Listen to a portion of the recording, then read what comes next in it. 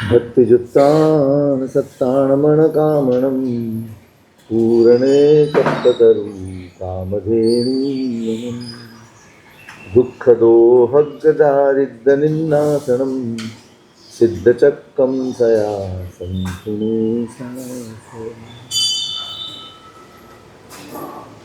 પરમ મંગલમય શ્રી નવપતજી મહારાજની આરાધનાના દિવસો છે.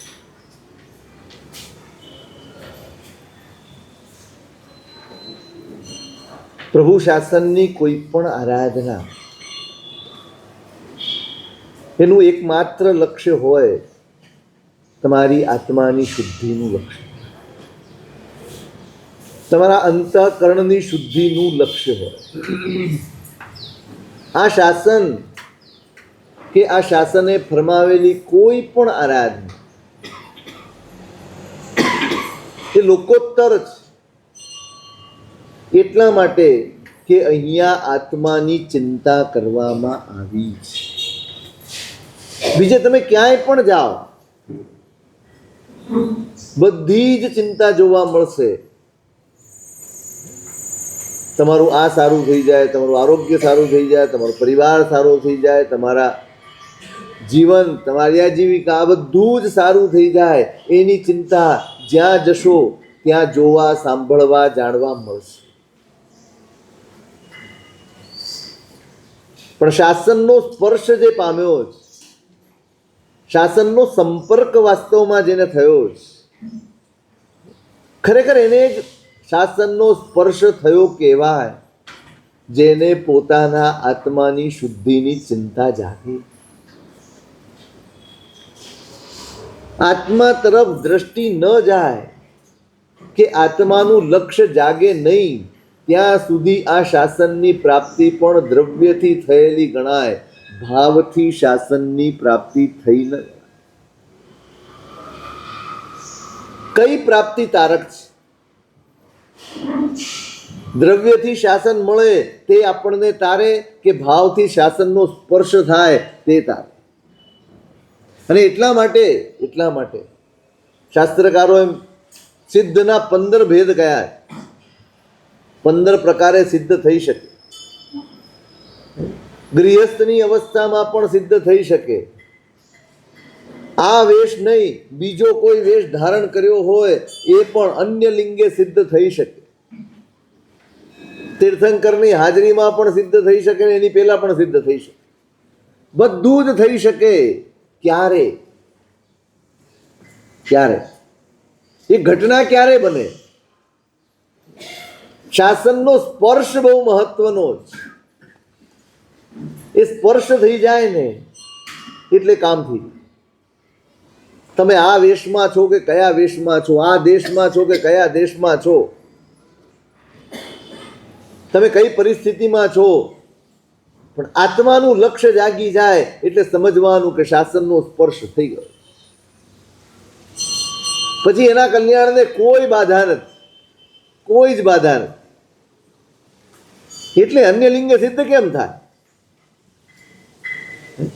આપણે તરત જ એમ વિચારીએ આ વેશ ધારણ નથી કર્યો એટલે એનો માર્ગ બહારથી શરૂ નથી થતો. માર્ગ શરૂ પણ અંદરથી થાય છે અને માર્ગ પૂરો પણ અંદર જ થાય છે.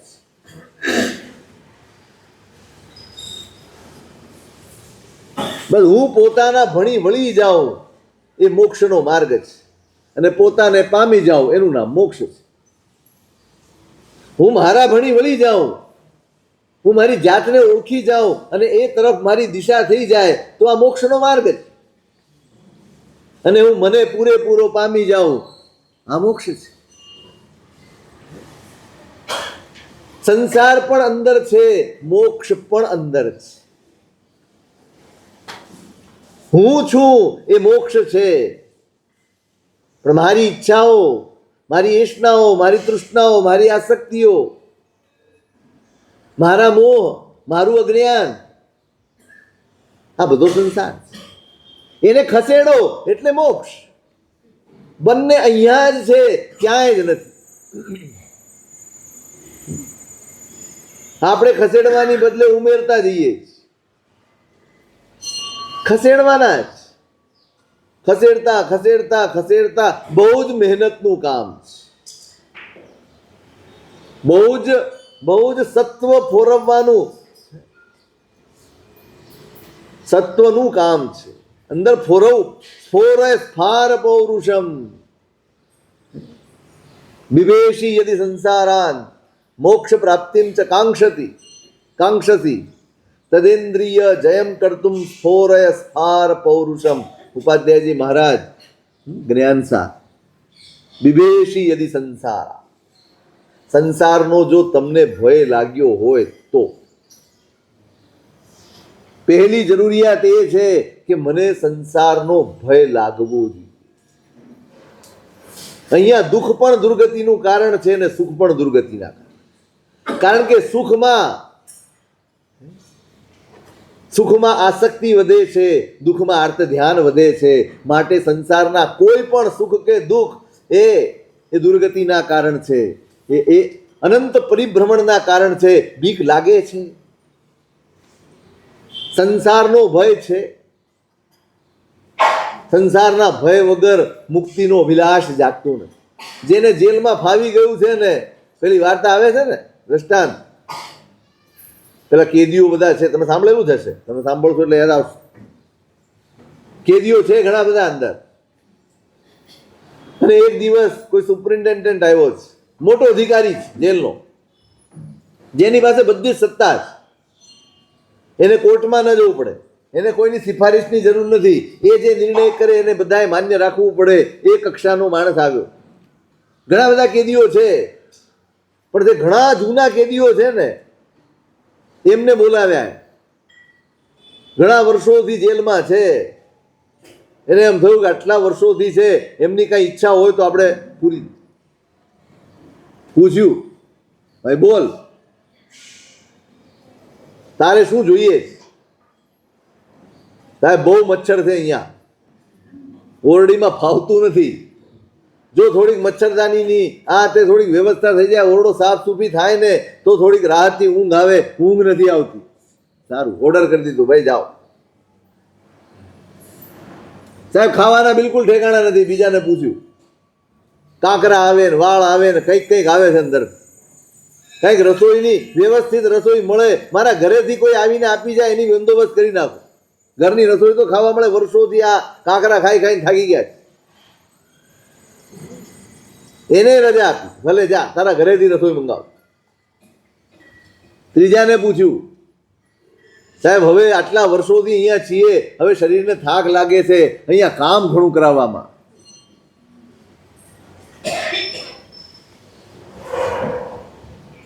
સારું, તને કામમાંથી જ મુક્તિ, તારે કામ નહીં કરવાનું, તારે બસ રહેવાનું, ટાઈમે જમી લેવાનું. ભલે સાહેબ, સગવડ.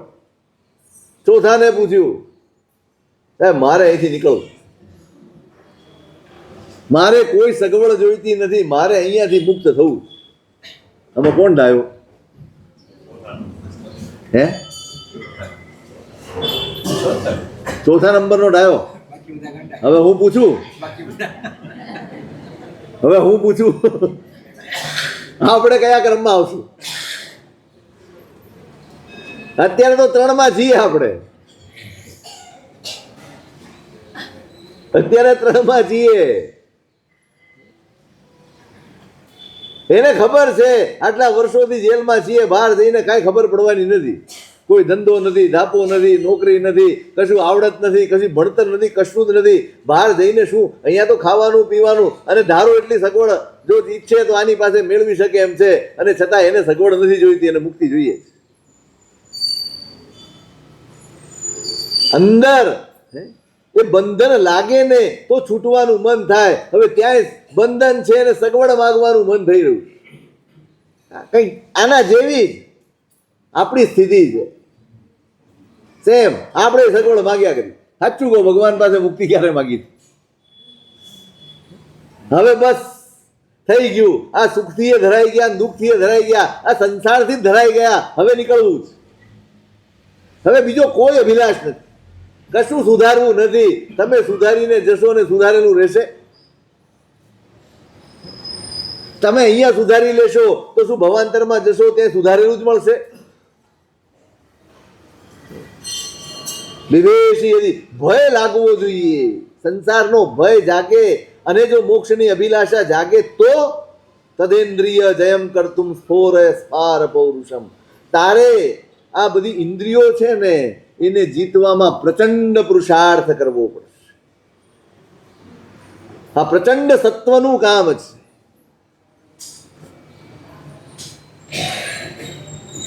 જેને વર્ષોથી આપણે પાળ્યા પોષ્યા હોય, જેને વર્ષોથી આગળના ક્રમે રાખ્યા હોય, એને એક બાજુ કરીને આપણા આત્માને આગળ કરવો હોય બહુ અઘરો પડે. આપણે અત્યાર સુધી મનને જ મુખ્ય રાખીને જીવ્યા છે, અત્યાર સુધી આપણી ઈચ્છાઓને જ મુખ્ય રાખીને જીવ્યા છીએ. આત્માનો અવાજ તો આપણે ક્યારેય સાંભળ્યો જ નથી.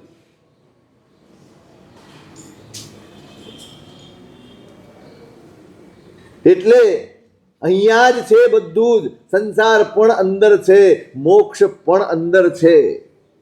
આ આરાધનાઓ તમારી જાતને જગાડવા માટે છે, તમારા આત્માને ઓળખાવવા માટે છે. અને આપણી દિશા આત્મા ભણી બસ વળી જવાનું છે. પહોંચી જઈએ એ શક્ય નથી. આ ભાવમાં શક્ય નથી કે આપણે પહોંચી જઈએ.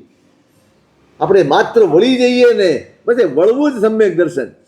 વળી જઈએ તોય કામ થઈ જાય, નહીં પીઠ સંસારથી પૂઠ ફેરવી લે એટલે અડધો જંગ જીતી ગયો. એકવાર પીઠ તો ફેરવવી પડશે ને, એમને એમ તો રસ્તો બદલાશે નહીં, પીઠ ફેરવવી પડશે.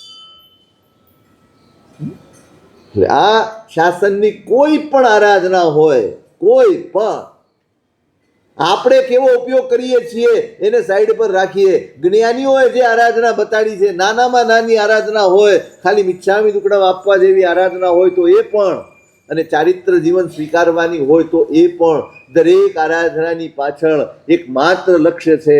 આ બધા જ શુદ્ધિના સાધન છે. તમારા આત્માના અહમને, તમારા આત્માના મમકારને, તમારા આત્માના મોહને, અજ્ઞાનને એને તોડવાની સાધના છે. એ રીતે આને જોજો, એ રીતે જોજો. મન બદલવું પડશે, વિચારો બદલવા પડશે, ઈચ્છાઓને ગૌણ કરવી પડશે, તો જ આપણે આરાધક થઈ શકશું. આપણે કરીએ છીએ ઘણું પણ આરાધક થઈ શકતા નથી. માટે આ આરાધનાઓનો આનંદ આપણે માણી શકતા નથી. આરાધક થવાનું છે. મેં પહેલા પણ કહ્યું, આરાધક થઈને જવું છે અહીંથી. બસ આરાધક ભાવ એ આપણા આત્માને સ્પર્શી જાય એ રીતે આરાધના કરવી.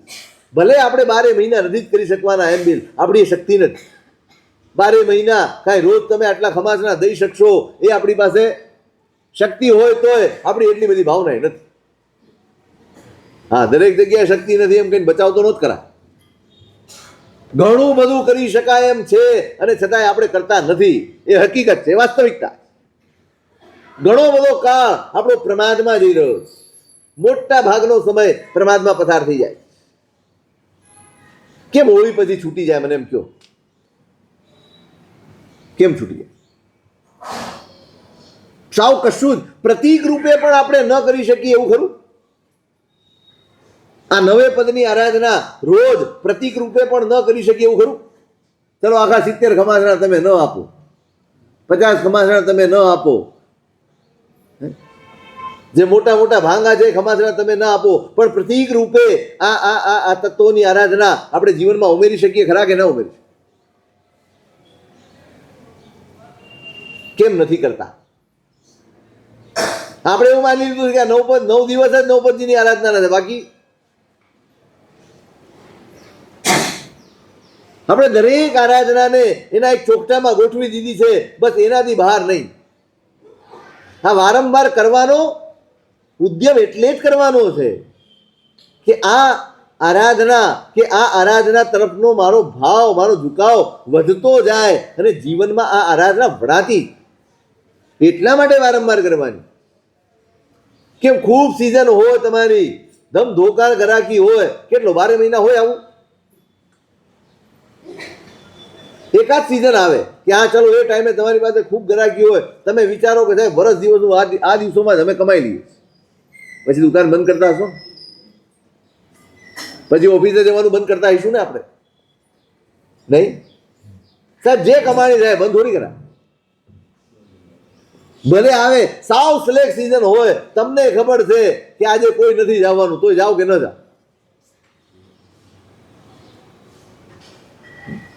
ત્યાં ઉદ્યમ ચાલુ રહે છે, અહીંયા ઉદ્યમને તાળા દેવાઈ જાય છે. કેમ?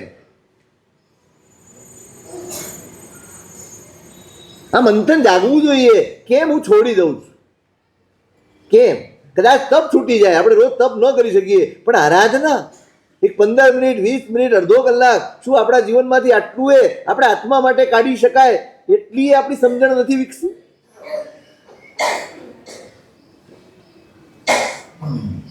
આ લક્ષ્ય કેળવું છું, આ ભાવથી કરજો. આને જીવનમાં ઉમેરવાની છે આરાધનાને.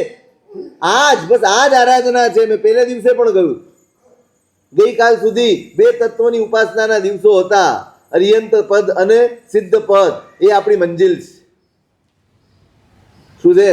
એ આપણો મુકામ છે. આજથી ગુરુ તત્વની આરાધના છે. આચાર્ય પદ, ઉપાધ્યાય પદ અને સાધુ પદ, એ આપણી પ્રેરણા છે. એ આપણી મંજિલ છે, આ આપણી પ્રેરણા છે. અને પછી 4 દિવસ આવશે ને, એ આપણો માર્ગ છે.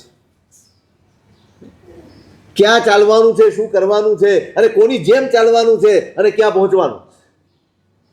ક્યાં ચાલવાનું છે, કોની જેમ ચાલવાનું છે, અને ક્યાં પહોંચવાનું છે. આ 3 વાના છે.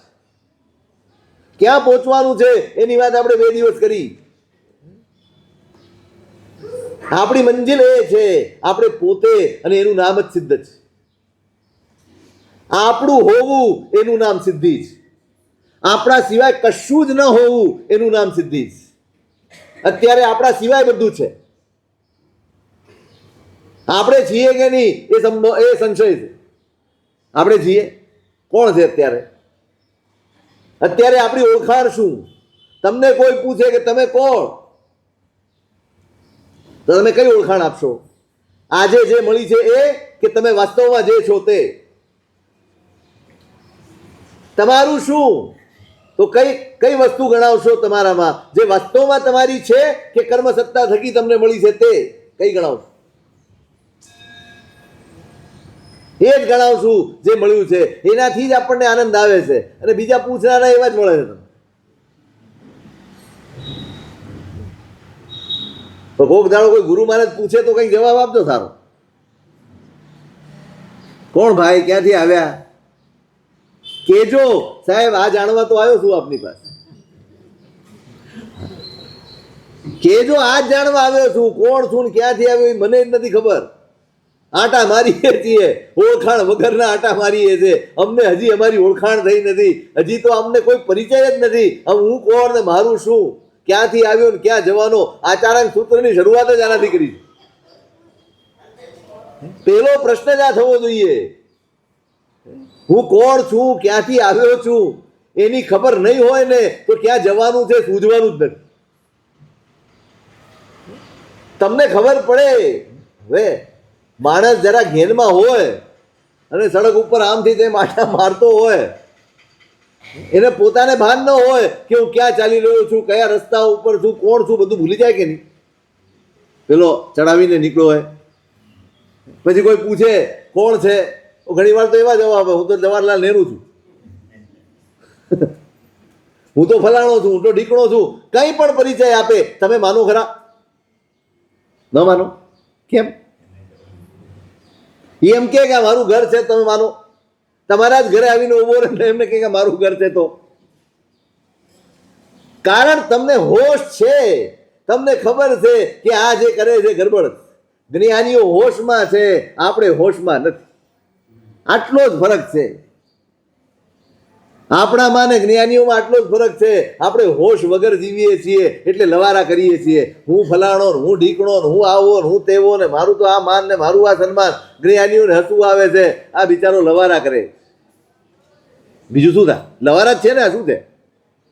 જે આપણું ન હોય ને આપણું બતાડવું, જે આપણે ન હોય એની ઓળખાણ આપવી. આ લવારા નથી તો શું?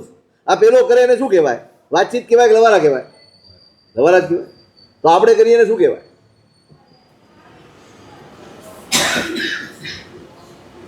વ્યવહાર ગમે તે હોય, અંદરની દ્રષ્ટિ ઉઘડવી જોઈએ. હું એમ નથી કહેતો કે તમે બધાની સાથે એમ વ્યવહાર કરો હું આત્મા છું, તમે કોર્ટમાં બી આત્મા છું એમ લખાવી દો, એવું નથી. ચેરિટી કમિશનરમાં બી આત્મા છું એમ લખાવી દો, એવું નહીં. વાત વ્યવહારની નથી. વ્યવહાર કોઈ પણ ચાલતો હોય, પણ અંદરની જાગૃતિ હોય કે આ બધો જ વ્યવહાર છે, આ હું નથી. આટલી જાગૃતિ પણ છે ને તમારા વ્યવહારને પવિત્ર કરી નાખશે. આટલી જાગૃતિ પણ તમારા વ્યવહારને નિર્મળ બનાવી દેશે, નિષ્પાપ બનાવી દેશે. કર્મબંધનું કારણ નહીં રહે એ વ્યવહાર પણ ધર્મ બની જશે જો તમારી પોતાની જાગૃતિ હશે તો.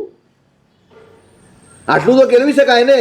ચલો હું તમને એમ ન કહું કે તમે આખો દિવસ માળા ગણો, આખો દિવસ તપ કરો, પણ આટલી જાગૃતિ, હું આ નથી અને આ મારું નથી, આટલા બોધપૂર્વક જીવી શકાય કે ન જીવી શકાય? હે ભારતભાઈ, પ્રેક્ટિસ કરી. આ હું પહેલી વાર નથી બોલતો.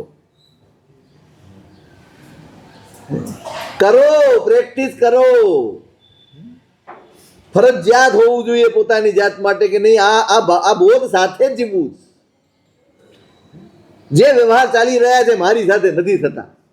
ક્યાં ક્લેશ રહે, ક્યાં કશાય રહે, ક્યાં મન દુઃખ રહે, ક્યાં ઓછું આવે, ક્યાં ઇન્સલ્ટ જેવું લાગે. હું છું જ નહીં તો ઇન્સલ્ટ કોની? આ ખાલી એક જાગૃતિ આવી જાય કે આ હું નથી ને આ મારું નથી ને, કેટલા કષાયો ને વિષયો, કેટલા અર્થ ધ્યાનો, દુર ધ્યાનો, નફરત, રાગ, દ્વેષ, કેટલા પાપ સ્થાનકો, એમાંથી મુક્ત થઈ શકાય. આ જાગૃતિ છે. આ મંજિલ છે ને, આ જ જાગૃતિ છે. મારે તો ત્યાં જવાનું, હું અહીંયા ક્યાં અટવાયો?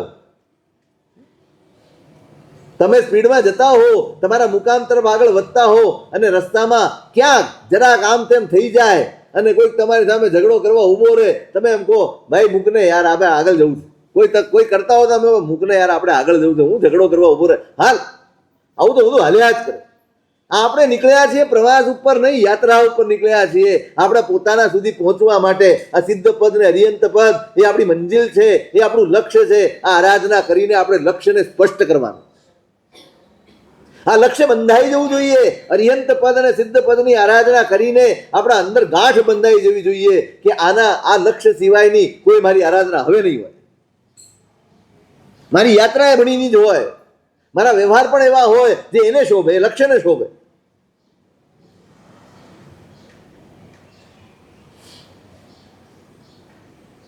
અઘરું છે. તમે શરૂ તો કરો. આપણે પહેલેથી અઘરું કહી દઈએ, અઘરું જ. હા બરાબર, 100% નથી જ આવી, પણ મંથન જગાડશો, એના વિશે વિચાર કરશો ને તો આવશે, 100% આવશે. આ કશું જ અસંભવ જેવું નથી, કશું જ. મેં તમને હેમચંદ્રાચાર્ય મહારાજનું કહ્યું હતું, વિતરક સ્તોત્રની વાત કરી ત્યાં, જત્રાલ્પેના આપી કાલેન. મેં તો ત્યાં સુષ્મા તો દુષ્મા એમ શ્લોક કહ્યું, પણ જત્રાલ્પેના આપી કાલેન તો ભક્તે ફલમ આપ્યતે કલિકાલ સૈકોસ્તુ કૃતમ કૃત યુગાદિભિ.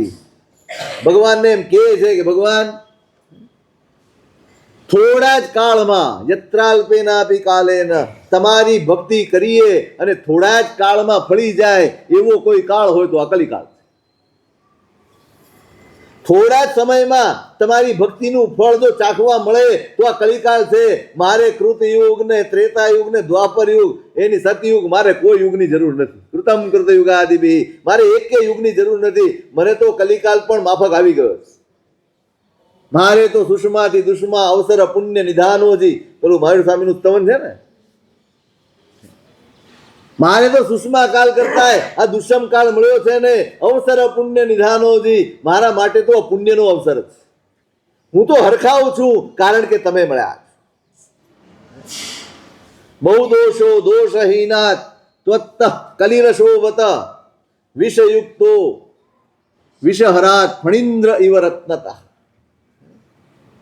ઘણા દોષ વાળો કલિકાળ છે. તમે જેટલી નબળાઈ ગાઈ શકો, એટલી નબળાઈ બોલી શકો, એટલી બોલી શકાય એવો આ કલિકાળ.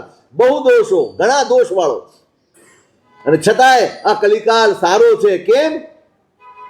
સાવ દોષ વગરના પ્રભુ તમે અમને મળ્યા છો. આ દોષ પૂર્ણ કલિયુગમાં પણ સાવ દોષ વગરના તમે અમને મળ્યા છો ને એટલે આ કલિકાલ પણ અમારા માટે તો બહુ સારો છે. વિષયુક્તો વિષહરાત ફણીન્દ્ર ઇવ રત્નતઃ. સર્પ છે ને એ ઝેર વાળો જ છે, એ ઝેરી છે, પણ એના માથામાં જે મણી હોય છે ને એ ઝેર ઉતારનારું હોય. એટલે મણીથી એ ઝેરવાળા સાપની પણ શોભા છે, એમ દોષવાળા કલિકાલની શોભા પણ પ્રભુ દોષ વગરના તમે જ. સાવ અલ્પ પ્રયાસે તમે આટલું જ કેળવો.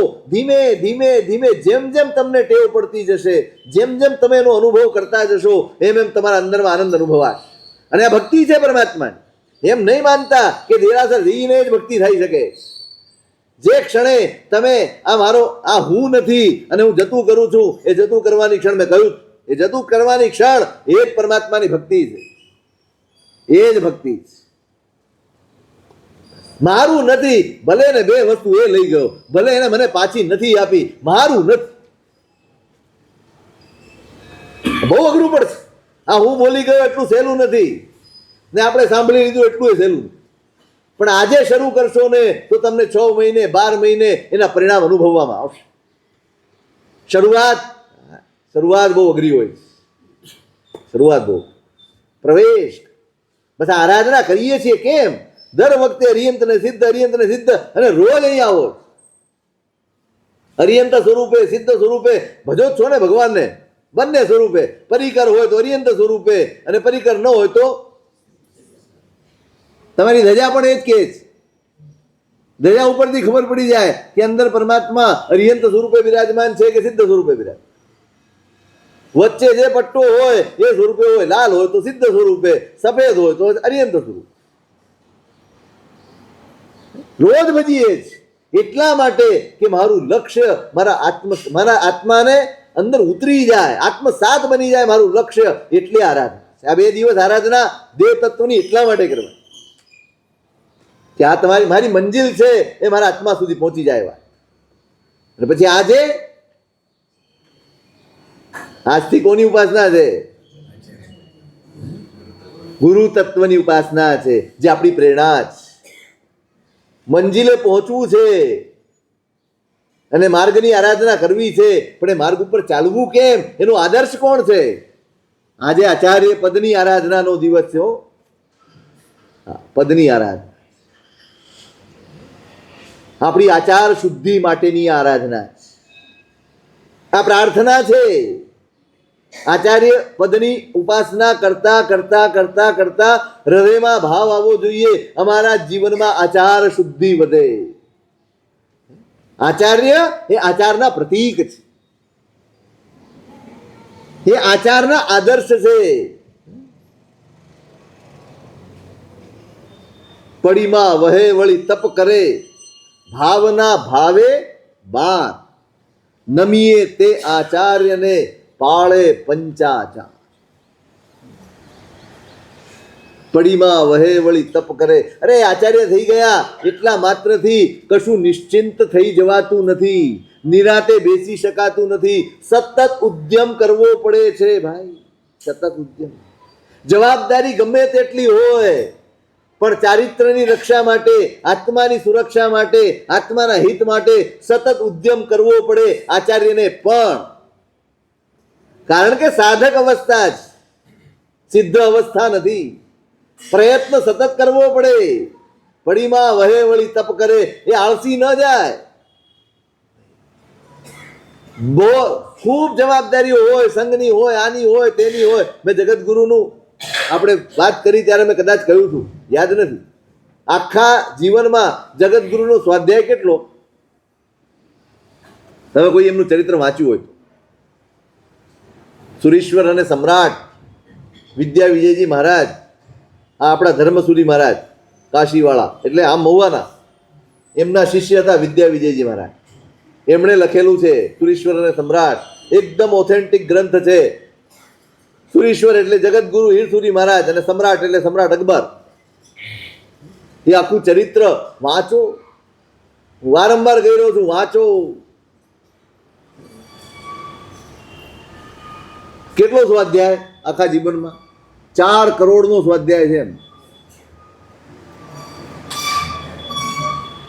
હવે કદાચ પાલનપુર ચોમાસું હતા ને ત્યારે ત્યાં તે વખતે તો એમનું મૂળ ઘર નાથીબાઈના ઉપાશ્રય તરીકે જે ઘરમાં, હવે તો બધું લાગે બદલાઈ ગયું છે બધું, સામે બિલકુલ સામે નાથીબાઈનો ઉપાશ્રય, એ જ ઘર જગતગુરુ. અમે હતા ત્યાં સુધી તો હતો, એટલે અમે ત્યાં ગયા ત્યારે હતો. ત્યારે હું ગણતરી કરવા બેઠો હતો કે 4 કરોડનો સ્વાધ્યાય માણસ આ ઉંમરમાં ક્યારે કરી લે. હવે એમાં 2000 સાધુ સાધ્વીની જવાબદારી, આખા સંઘની ને શાસનની જવાબદારી, આટલા બધા માથે કાર્યો, અને એની વચ્ચે આટલો બધો સ્વાધ્યાય. કેટલો સ્વાધ્યાય? 4 કરોડનો સ્વાધ્યાય. હું હિસાબ લગાડવા બેઠો. જન્મના દિવસથી મૃત્યુના દિવસ સુધી રોજ 2000નો સ્વાધ્યાય કરે ને ત્યારે 4 કરોડનો સ્વાધ્યાય થાય. એમની આવડતા ગણીને મેં ગણ્યું. જન્મના દિવસથી મૃત્યુના દિવસ સુધી 2000નો સ્વાધ્યાય કરે ત્યારે થાય. હવે એવું તો થાય ને. 12-13 વર્ષના થયા ત્યારે તો દીક્ષા લીધી, પછી ભણ્યા હશે, અને પછી સ્વાધ્યાય જે જીવનમાં આવ્યો હશે, પછી તો પોતે આચાર્ય થયા. અને આટલી બધી જવાબદારીની વચ્ચે પણ આ છે સાવધાન, સદા સાવધાન, હંમેશા જાગતા રહે આચાર્ય ભગવંતો.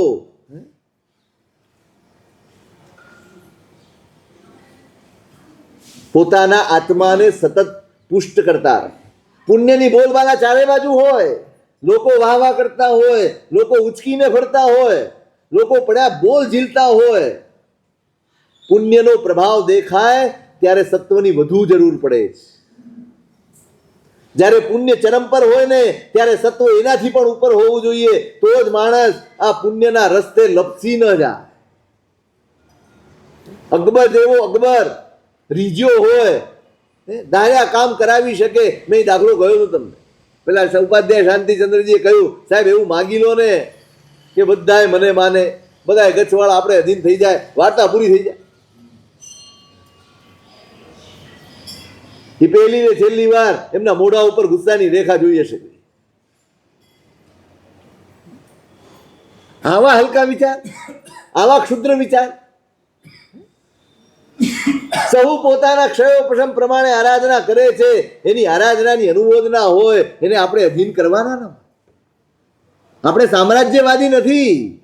દરેકને હડપી લઈએ, દરેકને પોતાનામાં ભેળવી લઈએ, આવી વૃત્તિથી જીવનારો કોઈ દાડો આરાધક હોઈ શકે. અહીં તો જે આવે એને આરાધનાના માર્ગે પરમાત્માના શાસન સાથે જોડી આપે, એનું નામ આચાર છે. પળાવે પંચાચાર, પાળે પળાવે પંચાચાર. પોતે પાળે અને બીજાને બસ આચારનો જ ઉપદેશ, આચારની જ વાત. કોઈ મત નહીં, કોઈ પોતાનું અભિપ્રાય નહીં, કશું જ નહીં. બસ તમે શાસન સાથે જોડાઓ. જે આવે એને પ્રભુના શાસન સાથે જોડી આપે, પ્રભુના શાસનની આરાધનાના માર્ગે જોડી આપે, એનું નામ આચાર્ય. પડીમાં વહે વળી તપ કરે, ભાવના ભાવે બાર. જોજો, એમનું એ મન છે, એમના એ કર્મો છે, એમના એ સંસ્કારો છે. એની સાથે લડવાનું તો દરેકને હોય, દરેક લડવાનું હોય. કોઈ એવું નથી જે પોતાની જાત સાથે સંઘર્ષ ન કરતો. એટલે ભાઈ આટલી જવાબદારી લઈને બેઠેલા હોય ત્યારે તો પોતાની જાતને કેટલી સાવધાન રાખવી પડે. એમને જોઈને સંઘ આરાધના કરતો હોય, એમને આદર્શ માનતો હોય, એમના પગલે ચાલતો હોય, કેટલી મોટી જવાબદારી. ક્ષણે ક્ષણે સાવધાન રહેવું પડે, ક્ષણે ક્ષણે સાવધાન.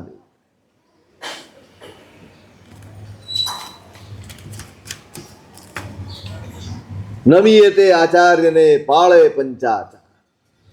સતત ઉદ્યમ હોય, બસ 5 આચાર, જ્ઞાનાચાર, દર્શનાચાર, ચારિત્રાચાર, તપાચાર, વિદ્યાચાર. એકે આચારમાં ક્યાંય ભાંગો ન. તમે જગતગુરુના તપનું લિસ્ટ વાંચજો.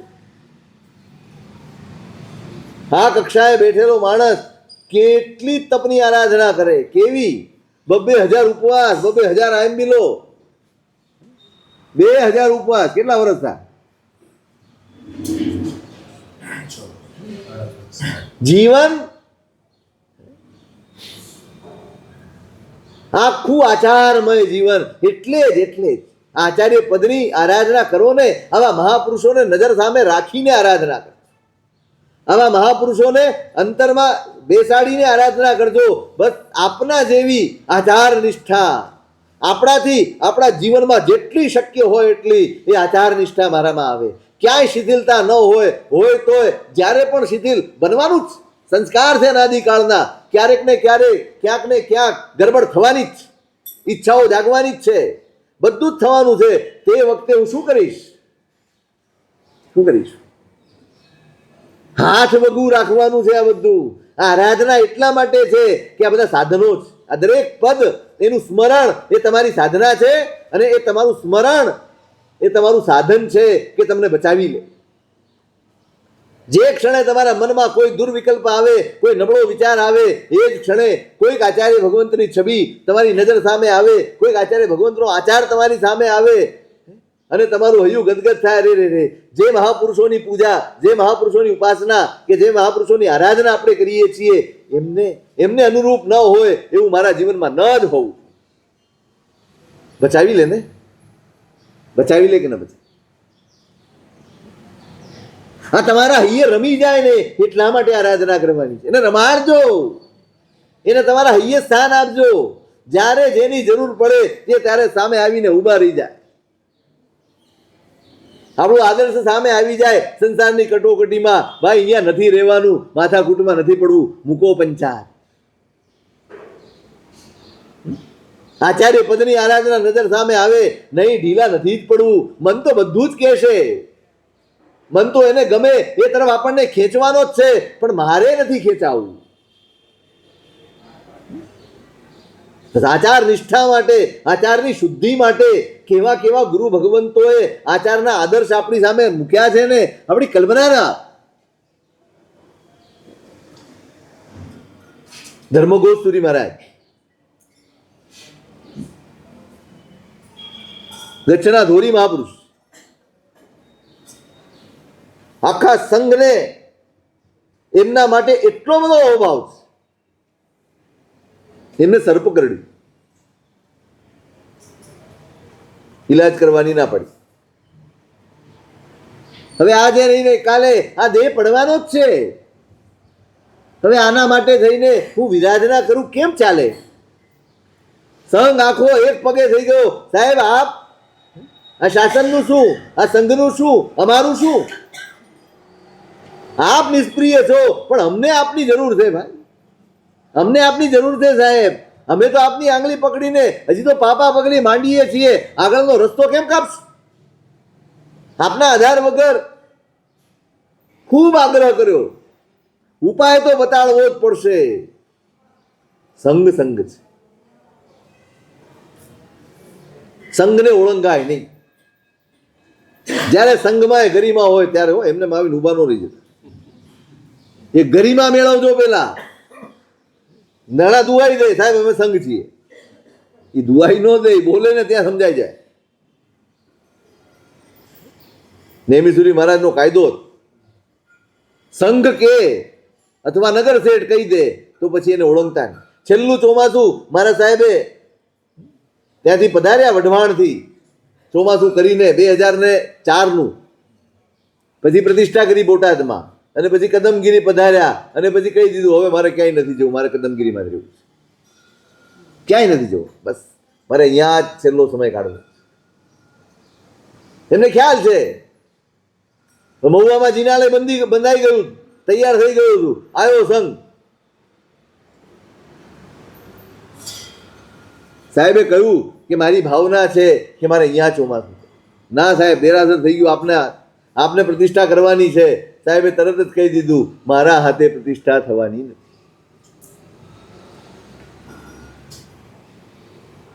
કોઈને તે વખતે ભાન ન પડ્યું, કોઈને તે વખતે ખ્યાલમાં પણ ના આવ્યો કે સાહેબ આવું કેમ બોલે છે. ઠીક છે, તબિયત આવી છે, કદાચ થોડીક નરમ ગરમ છે એટલે આવું બોલતા હશે, ખ્યાલ ના. નગર શેઠને લઈને આવ્યા અને એમણે આગ્રહ કર્યો કે આપે ત્યાં આવવું પડે. ભલે પોતાની ભાવના હતી કે કદમગીરી રહેવું છે, નહીં. સંઘ કહે છે, નગર શેઠ કહે છે, હવે આપણી ભાવના નહીં. સંઘ સર્વોપરી. સંઘ એવા હતા.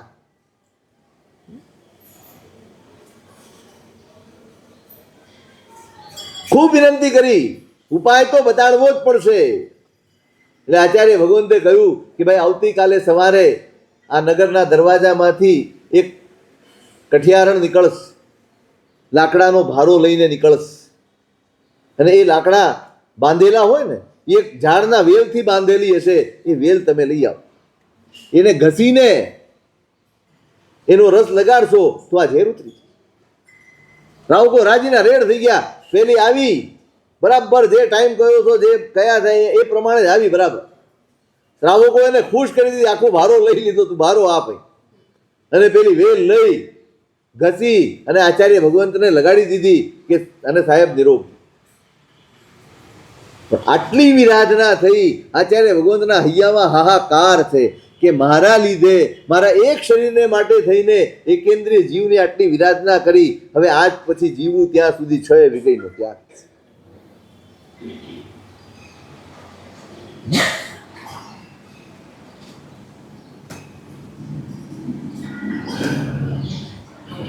શરીર માટે આત્મ વિરાધના પોસાય નહીં ને, આ આચારની પરાકાષ્ઠા. આપણે તો શરીર માટે કેટલું કરી લઈએ સાહેબ, આ દવા તે દવા, કોઈ પણ દવા હોય, કશું જ વાંચ્યા વગર આંખ નીચીને બસ શરીર સારું રહેવું જોઈએ, શરીર સ્વસ્થ રહેવું જોઈએ, એ વિચારમાં આપણે કેટલી વિરાધના, કેટલી. ખાલી આટલું એ નજરમાં રાખીએ ને તો ઘણા મોજ શોખ અને ઘણી વિરાધનાઓથી આમને આમ બચી જવાય. આ જ આચાર છે. આચાર શું છે? આ જ કેટલી જાગૃતિ. મારા નિમિત્તે એક આટલી આપણી ગણતરી કેટલી આના માટે, આપણે આને કેટલું મહત્વ આપીએ, આના માટે આપણા મનમાં દુઃખ કેટલું હોય. હવે ઘરે કામ કરો ને, નળ ચાલુ કરો, પાણી ભરો, હાથ પગ ધોવો, જે કંઈ કરો ને ત્યારે નજરમાં રાખજો એક એકેન્દ્રિયની આટલી વિરાધનાએ આ મહાપુરુષે 6 વિગઈનો ત્યાગ કરી દીધો કે શરીરના સુખ માટે થયું ને, એનું પ્રાયશ્ચિત્ત કરવું પડે, અને આ પ્રાયશ્ચિત્ત એમણે લીધું. હવે દરેક વખતે યાદ રાખજો, આપણું તો જીવન જ વિરાધનાથી ભરેલું છે. આપણી તો ક્ષણે ક્ષણ વિરાધનામાં જાય. જરૂરી બિનજરૂરીનો નું બાયફર્ગેશન કરજો, એનો વિભાગ કરજો, બિનજરૂરી ટાળવાનો પ્રયત્ન કરજો. હા આચાર છે, બહુ અદભુત. મેં ફરીવાર કહું છું તમને, ફરીવાર કહું છું, જૈન પરંપરાનો ઇતિહાસ વાંચજો. તમારા ઘરમાં અમુક પુસ્તકો રાખો ભાઈ, રાખો. તમે પ્રભુ શાસનને વરેલા છો ને, એની નિશાની તમે જાઓ સ્થાનકવાસીના ઘરોમાં જઈને જાઓ, એમના ઘરમાં 45 આગમ હોય છે. એ આગમને ભગવાનની જેમ પૂજે. આપણે તો એક ચોપડી સાહેબ આશાત ના થાય, આખા ઘરમાં આશાતનાનું જ માહોલ છે. શું તમારે ડર છે નો?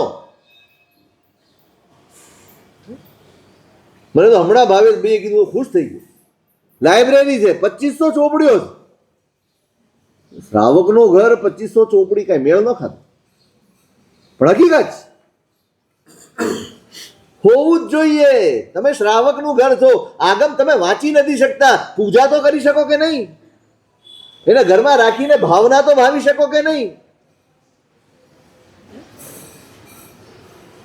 હા, આગમો શું છે? આગમો શું છે?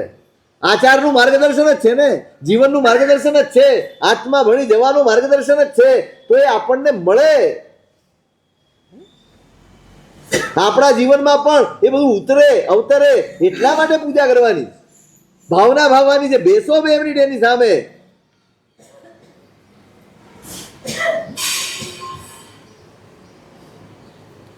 ભાવના થવી જોઈએ, ક્યારે ધન્ય દિવસ મારો આવશે કે ગુરુ ભગવંતની પાસે આ આગમ શાસ્ત્રો ભણવાનો મને લાભ મળે.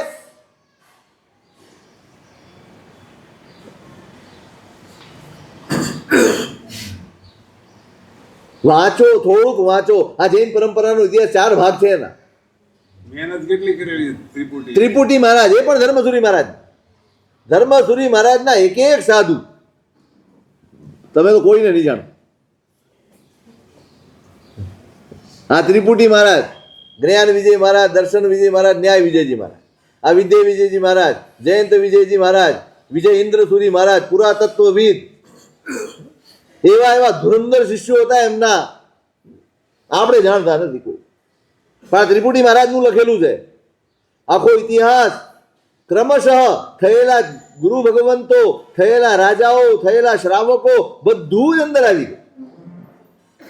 એની- તીર્થનું એ બધું ઘણું બધું જે જે કાળમાં જે જે ઘટનાઓ બની, એક કાળ હોય એ કાળમાં કેટલા આચાર્ય થયા, કેટલા ગુરુ ભગવંતો થયા, કેટલા રાજાઓ થયા, કેટલા શ્રાવકો થયા, કેવા મંત્રીઓ થયા, બધો જ ઇતિહાસ એની અંદર. તમે વાંચો તો તમારું હૃદય અહોભાવથી છલકાતું જાય કે આપણે કેવી પરંપરા પામ્યા છે, કેવી અજોડ પરંપરા પામ્યા છે. આ બધા ગુરુ ભગવંતોનો, આ આચાર્ય ભગવંતોનો કેટલો પ્રચંડ પુરુષાર્થ હશે કે આપણને આટલા વિષમ સમયમાંથી પસાર કરીને અહીં સુધી પહોંચાડ્યા. કેવી કેવી વિષમ પરિસ્થિતિઓ પેદા થઈ, કેવા કેવા અઘરા સમયો આવ્યા, કેવા કેવા આક્રમણો આવ્યા. મુગલોનો આક્રમણોમાં કેટલાય ધર્મો અને કેટલાય સંપ્રદાયો ગાયબ થઈ ગયા છે આ સૃષ્ટિ ઉપરથી, નામો નિશાન મટી ગયા. એમાં આપણને જાળવીને આ કાળમાંથી ગુજારીને અહીં સુધી પહોંચાડ્યા છે. એ ઉપકાર કાંઈ જેવો તેવો નથી. એ ઉપકાર યાદ કરજો. આપણું યોગદાન શું? આપણને અહીં સુધી પહોંચાડી આપ્યા, આપણા સુધી આ શાસન પહોંચાડી આપ્યું, આપણા સુધી આ જ્ઞાન પહોંચાડી આપ્યું. કેટલી મહેનત, કેટલો પુરુષાર્થ, કેટલો પરિશ્રમ. ન દિવસ જોયો, ન રાત જોઈ, ન શરીર જોયું, ન આરામ જોયો, કાંઈ નહીં. મેં હરિવર્ધન સુરીમાની વાત કરી હતી તમને. આખી રાત પ્રમાદમાં જાય છે. ખેદ છે એમને. દિવસના અજવાળાનું એક એક ટીપું જે પોતાના શ્રુતના સ્વાધ્યાયમાં, શ્રુતના સર્જનમાં પસાર કરે છે, એને રાત પ્રમાદમાં જાય છે એવું લાગે. આપણને એમ થાય સાહેબ આટલો આરામ તો મળવો જ જોઈએ ને થોડો. આપણે તમે અમને કહો ને અમે ઈચ્છીએ સાહેબ થોડો આરામ કરી લો એટલે અમે રાજી થઈ જાય. હા ચાલો સરસ આરામ.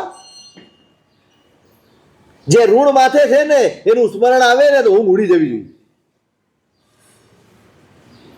કેટલું મોટું ઋણ છે. આ બધા આપણા સુધી પહોંચાડી ગયા. હવે આગળ પહોંચાડવાની જવાબદારી કોની છે? કોની છે? આપણું શું યોગદાન હશે? આપણું શું પ્રદાન હશે? કે આમને એમ ચાલે જઈશું? આપણે બહુ મોટું ન કરી શકીએ પણ કમસે કમ આપણા જીવનમાં એવા આચારો હોય કે જેને જોઈને એમ લાગે કે ના આ જૈન છે.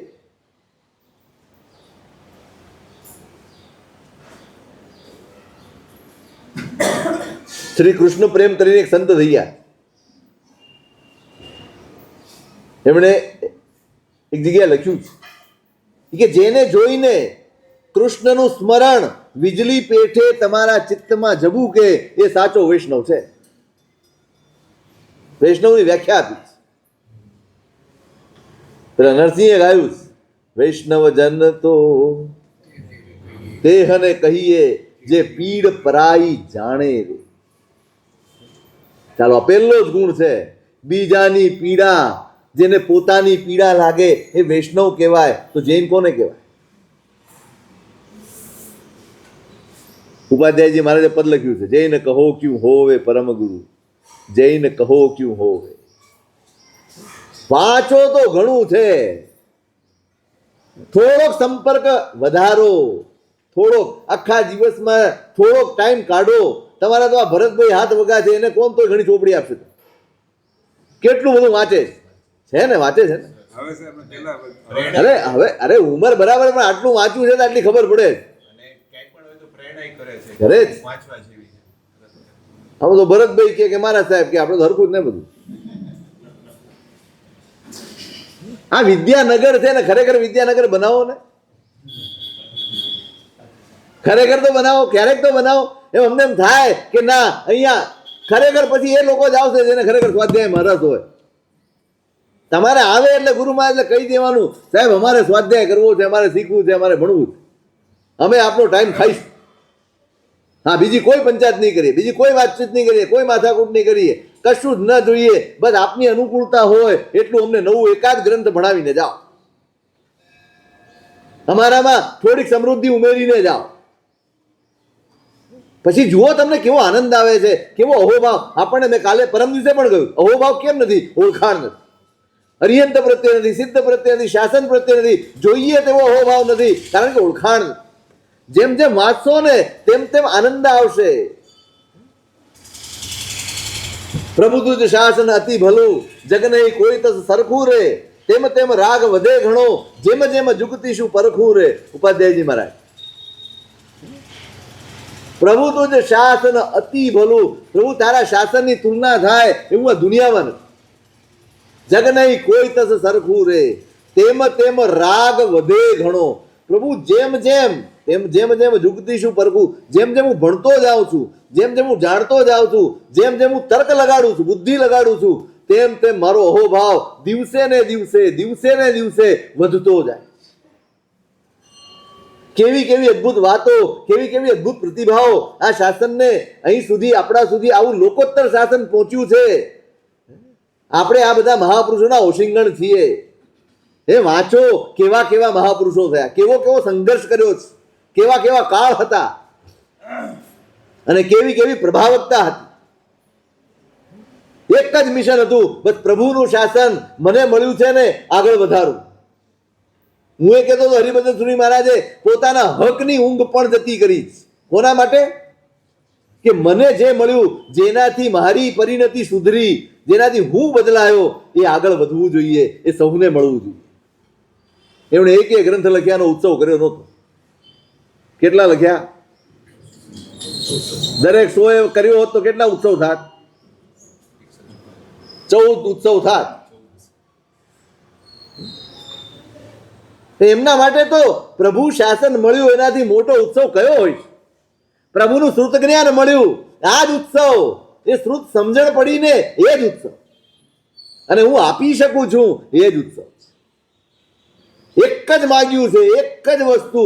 આખા એક પણ ગ્રંથ એવો નથી. સૌથી છેલ્લે એમની ઓળખાણ થઈ ગઈ, ભવ વિરહ. દરેક ગ્રંથના છેડે ભવ વિરહ શબ્દ હોય. બસ એક જ વસ્તુ માંગી છે. આ ગ્રંથની રચનાથી કે આ શુદ્ધ ભક્તિથી જે પુણ્ય મળ્યું હોય, મને ને વાંચનારને સૌને ભવ વિરહ મળો. હા, એ માગ્યું. પોતાના હકની ઊંઘ જતી કરીને આ મહાપુરુષે આટલું બધું રચ્યું, આટલું બધું આપણા માટે આપ્યું. માટે આપણે આજે અહીંયા છીએ, આટલી આરાધનાઓ કરી શકીએ છીએ. બાકી મુગલ કાળમાં જે આફતો આવી છે, જે નુકસાન થયું છે, પાટણનો ભંડાર 6 મહિના સુધી રસોઈ કરીને જમ્યા, એ તાળપત્રો. અને છતાંય આપણી પાસે અઢળક શ્રુત જ્ઞાન છે, આજે પણ બચ્યું છે. કોનો ઉપકાર છે આ?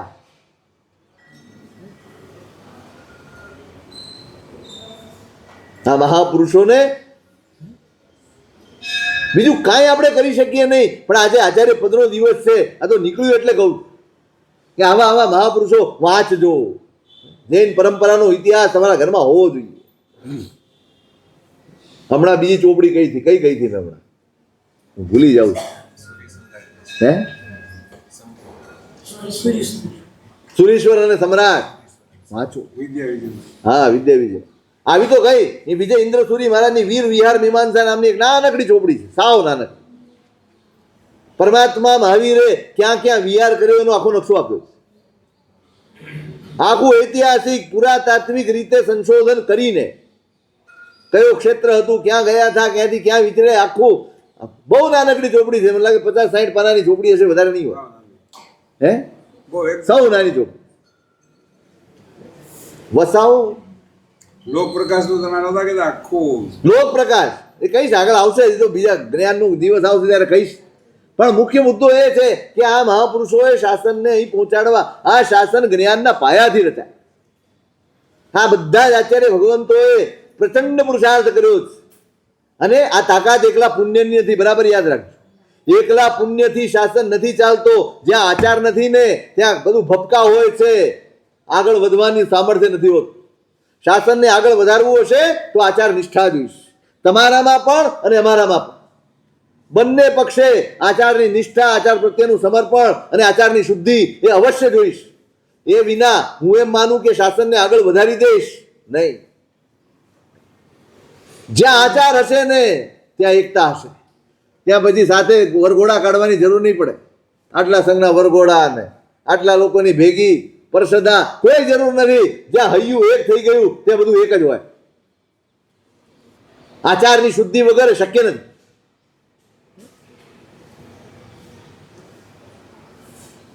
યશોભદ્ર સુધી મારા થઈ ગયા 11માં 10મા સેકામાં આચાર્ય પદવી થઈ તે દિવસથી 6 વીઘઈનો ત્યાગ અને માત્ર 8 કોળિયાનો આહાર.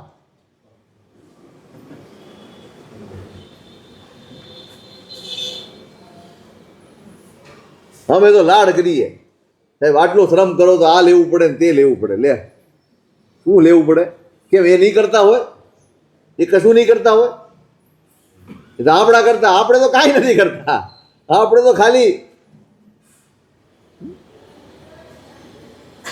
6 વીઘઈનો ત્યાગ અને એકાશનું કરે એમાં કેટલા કોળિયાનો આહાર?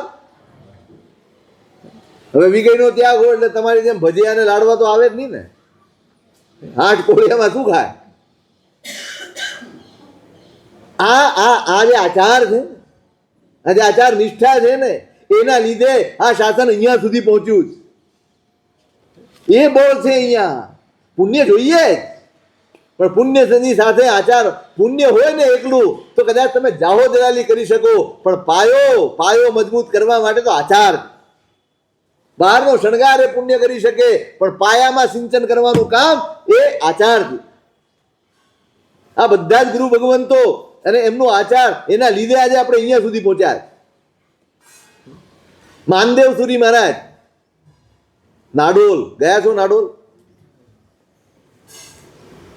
રાજસ્થાનમાં તો ગયા છો. આ બધા સ્થાનો ક્યાં ફેસિલિટી છે ને, મૂળ માંદોઈ છે. સરસ થઈ ગયું નાડોલમાં. થઈ ગયું? હું તો ગયો નથી. એટલે બંને એક ખભે લક્ષ્મી ને એક ખભે સરસ્વતી. ગુરુ ભગવંત આચાર્ય પદવી આપી રહ્યા, વાસક્ષેપ કરતા કરતા અટકી ગયા. હવે જેને ખભે સરસ્વતી ને લક્ષ્મી બેઠી હોય એ ચારિત્ર કેવી રીતે પાળશે? થાય જ ને. એક બાજુ સંપત્તિ, એક બાજુ સરસ્વતી, બંનેનો ની પરાકાષ્ઠા હોય તો માણસ ભેકી જાય, માણસ ભટકી જાય. વાસક્ષેપ કરતા કરતા અટક્યા. બસ એક જ ઇંગ્યાગાર સંપન્નને આ ઉત્તરાધ્યયન સૂત્રમાં પહેલું જ લક્ષણ આપ્યું છે શિષ્યનું. ઇંગિતમાં સમજી જાય. વાસક્ષેપ અટક્યો ને સમજી ગયા કે ગુરુ મહારાજના મનમાં શું પ્રશ્ન આવ્યો. એકદમ કડક થઈને કીધું, સાહેબ આજથી પચકાણ આપો, કોઈ પણ ભક્તના ઘરનો આહાર લેવો નહીં અને 6 વીઘઈનો ત્યાગ. કોઈ પણ ભક્તના ઘરનો આહાર ન લેવો. સ્પેશિયલ હોય ને અમારે ભક્તો, સાહેબ આજે શું પ્રોગ્રામ કરવો છે, ઢોસાનો, ફાફડાનો? કોઈ ભક્તના ઘરનો આહાર નહીં લેવાનો અને જ્યાં સુધી જીવે ત્યાં સુધી 6 વીઘઈનો ત્યાગ. પછી ગુરુ મહારાજને થયું કે નહીં, પચાવી જાણ્યું છે. સ્ત્રીએ પચાવી છે ને સરસ્વતીએ પચાવી. આ રોજ બોલો છો ને શાંતિમ શાંતિ શાંતમ, એ માનદેવ સુરીમાં સુરી શ્રીમાન દેવ, એ માનદેવ સુરી મહારાજ જયા, વિજયા, જયંતી, અપરાજિતા, સૂરી મંત્રની અધિષ્ઠાયિકા 4 દેવીઓ રોજ એમની પાસે આવીને બેસતી. રોજ એ સૂરી મંત્રનો જાપ કરે ત્યારે એમની બાજુમાં જ બેઠા. તક્ષશિલા બહુ મોટું ધામ, 500 જિનાલયો હતા. મારી મરકીનો ઉપદ્રવ પેદા થયો, સંઘ હાહાકાર મચી ગયો આખા તક્ષશિલા. જેમ આપણે કોરોના આવ્યો અને કેવી હાલત થઈ, કોઈ બાળનાર ન હોય અને ખડકલા થઈ જાય એવી રીતે સ્ત્રીઓના ખડકલા થઈ, લાશો પડી એમને. કોણ કોને કરે? બધે હાહાકાર. જૈન સંઘ પણ એની ચપેટમાં આવ્યો. શ્રાવકો સમજુ હતા, આરાધના કરવા બેઠા. શાસન દેવીને બોલાવો ભાઈ. શાસન દેવીને હાજર કર્યા. તપપૂર્વક સંઘે આરાધના કરી, શાસન દેવીને હાજર કર્યા. એ કેમ કોઈ આવતું નથી મદદ કરવા? તો કે મિથ્યાત્વી વ્યંતર દેવો, એનો એટલો પ્રચંડ બળ છે એનું કે એને બધાને બગાડી દીધા. તો આનો ઉપાય શું? વળી કીધું કે 3 વર્ષ પછી તક્ષશિલાનો નાશ થશે આ મ્લેચ્છોના હાથે. તમારે ઉપદ્રવ શાંત કરવો હોય તો નાડોલમાં બિરાજમાન છે માનદેવ સુરી મહારાજ, એમના ચરણના પ્રક્ષાલ માત્રથી તમારી આ બધી ઉપાધિ દૂર થઈ. ખાલી ચરણના પ્રક્ષાલ. પણ જેવો ઉપદ્રવ શમે તક્ષશિલા છોડીને તમે ચાલ્યા જજો. વીરચંદ કરીને એક શ્રાવક હતો, એને આખો પત્ર વિજ્ઞપ્તિ પત્ર લખીને મોકલ્યો છે ગુરુ ભગવંત ઉપર કે આપ અહીં પધારો ને આ ઉપદ્રવને. હવે બરાબર ગયો ત્યારે ગુરુ ભગવંત જાપમાં બેઠા ને ત્યાં 4 દેવીઓ બેઠી. વાણી હંમેશા દોઢ હોય, શ્રાવક ન હોય. એને મનમાં આડી અવળી શંકા થઈ ગઈ. હવે પેલે તો દેવી હતા, એ બેઠો ને તો અવજ્ઞાથી બેઠો, અનાદર થાય એ રીતે બેઠો. એટલે પેલીઓ એને બાંધ્યો, પછાડ્યો અને બાંધ્યો બરાબર. એટલે પેલાને ભાન થયું કે આ કઈ ગડબડ થઈ ગઈ લાગે છે. આચાર્ય ભગવંતે જાપ પૂરો કર્યો પછી એને છોડાયો, ભાઈ મૂકો આને મૂક. પેલીએ કીધું કે તને ભાન નથી પડતી, કોના માટે વિચાર કરે? આવા વિચાર કરે? હે, અમે અધિષ્ઠાયક દેવીઓ છીએ અને ગુરુ ભગવંતની ભક્તિથી પ્રેરાઈને રોજ વંદન કરવા આવીએ છીએ, આવા વિચાર કરે તું? પછી માફી માંગી ગુરુ ભગવંતીને પેલો પત્ર આપ્યો અને કીધું કે સાહેબ સંઘમાં હાહાકાર છે, આપ પધારો. દેવીઓએ ના પાડી, આપે જવાનું નથી, આપે જવાનું નથી. આચાર્ય ભગવંતે કીધું ચિંતા નહીં કર, હું અહીંથી બેઠા જ તારું કામ કરી આપીશ. અને ત્યાં જ શાંતિ સ્તવનો પાઠ રચ્યો, શાંતિમ શાંતિની શાંતમ. આપણા માટે આ બધું બહુ કોમન થઈ ગયું છે ને, એટલે આપણે એનું મૂલ્ય સમજતા નથી.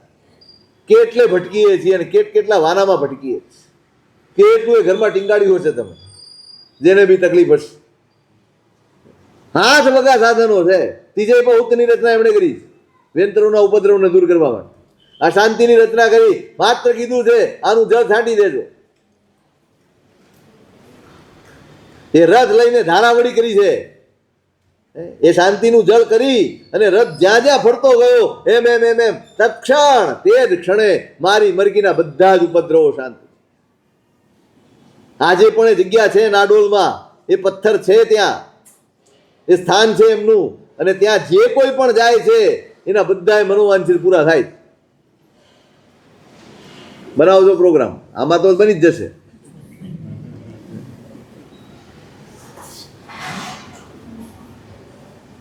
શાસન આવા મહાપુરુષોથી ઉજળું છે. એની રક્ષા માટે કેટલું કર્યું. હેમચંદ્રાચાર્ય મહારાજ, એમને કેમ ભૂલાય? ક્યાંના હતા?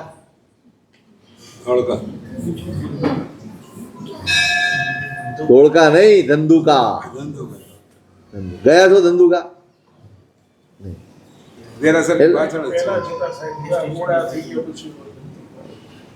તીર્થ છે, આપણું તીર્થ છે.